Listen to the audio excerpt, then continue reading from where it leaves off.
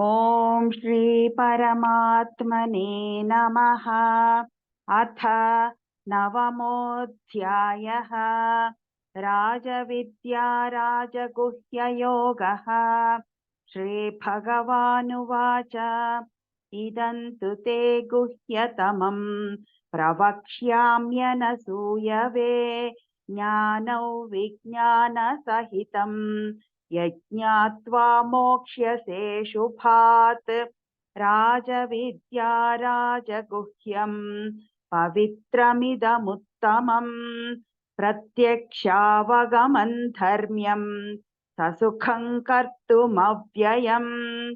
अश्रद्धधानाः पुरुषाः धर्मस्यास्य परन्तप अप्राप्यमान्निवर्तन्ते मृत्युसंसारवर्त्मनि।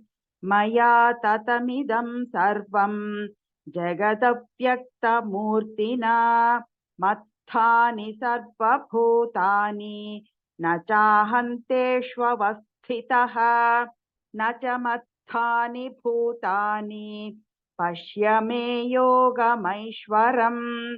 भूतभृन्न च भूतस्थः ममात्मा भूतभावनः। यथाकाशस्थितो नित्यं वायुः सर्वत्र गोमहान् तथा सर्वाणि भूतानि मत्स्थानीत्युपधारय। सर्वभूतानि कौन्तेय प्रकृतिं यान्ति मामिकाम् कल्पक्षये पुनस्तानि कल्पादौ विसृजाम्यहम्। प्रकृतिं स्वामवष्टभ्य विसृजामि पुनः पुनः। भूतग्राममिमं कृत्स्नम् अवशं प्रकृतेर्वशात् न च मान्तानि कर्माणि निबध्नन्ति धनञ्जय। उदासीनवदासीनम् असक्तन्तेषु कर्मसु मयाध्यक्षेण प्रकृतिः सूयते सचराचरम्। हेतुनानेन कौन्तेय जगद्विपरिवर्तते अवजानन्ति मां मूढाः मानुषीं तनुमाश्रितम् परं भावमजानन्तः मम भूतमहेश्वरम्। मोक्षामोक्षकर्मणः मोक्षज्ञानाविचेतसः राक्षसीमासुरीं चैव प्रकृतिं मोहिनीं श्रिताः महात्मानस्तु मां पार्थ दैवीं प्रकृतिमाश्रिताः भजन्त्यनन्यमनसः ज्ञात्वा भूतादिमव्ययम् सततं कीर्तयन्तो मां यतन्तश्च दृढव्रताः नमस्यन्तश्च मां भक्त्या नित्ययुक्ता उपासते। ज्ञानयज्ञेन चाप्यन्ये यजन्तो मामुपासते एकत्वेन पृथक्त्वेन बहुधा विश्वतो मुखम्।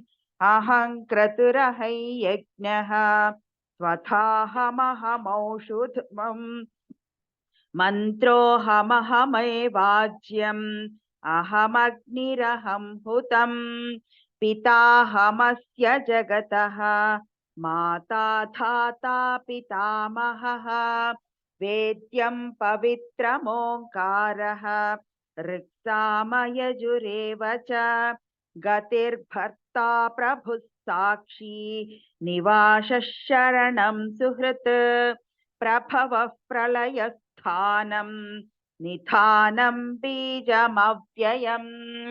तपाम्यहमहौ वर्षं निगृह्णामृत्सृजामि च अमृतं चैव मृत्युश्च सदसच्चाहमर्जुन।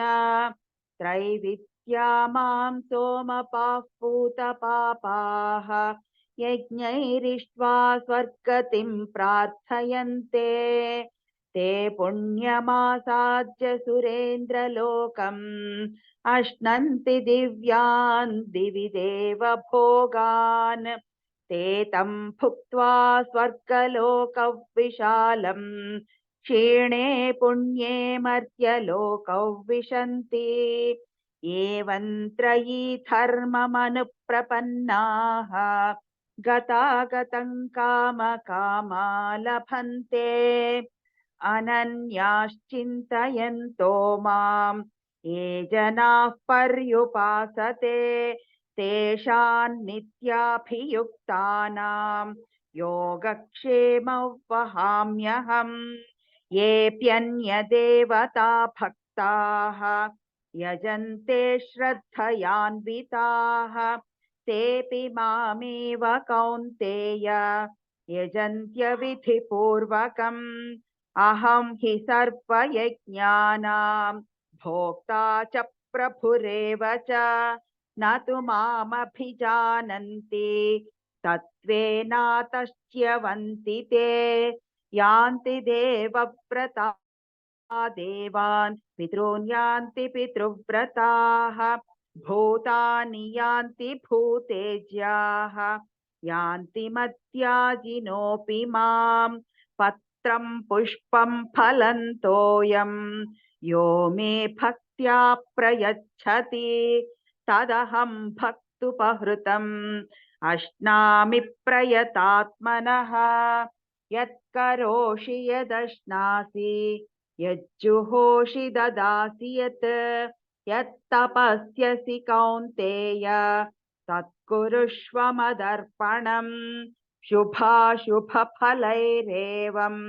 मोक्ष्यसे कर्मबन्धनैः सन्न्यासयोगयुक्तात्मा विमुक्तो मामुपैष्यसि समोऽहं सर्वभूतेषु न मे द्वेष्योऽस्ति न प्रियः ये भजन्ति तु मां भक्त्या मयि ते तेषु चाप्यहम् अपि चेत् दुराचारः भजते मामनन्यभाक् साधुरेव समन्तव्यः सम्यक् व्यवसितो हि सः क्षिप्रं भवति धर्मात्मा शश्वच्छान्तिं निगच्छति कौन्तेय प्रतिजानीहि न मे भक्तः प्रणश्यति मां हि पार्थव्यपाश्रित्य येऽपि स्युः पापयोनयः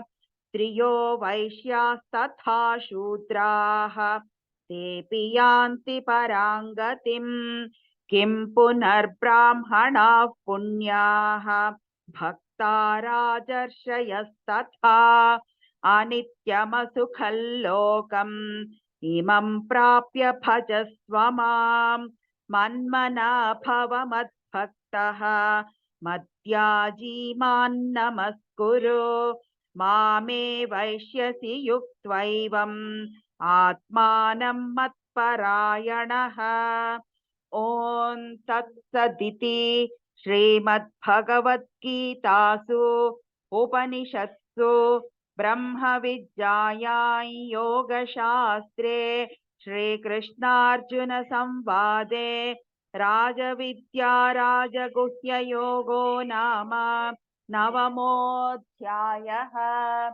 सर्वधर्मान् परित्यज्य मामेकं शरणं व्रज अहं त्वा सर्वपापेभ्यः मोक्षयिष्यामि मा शुचः।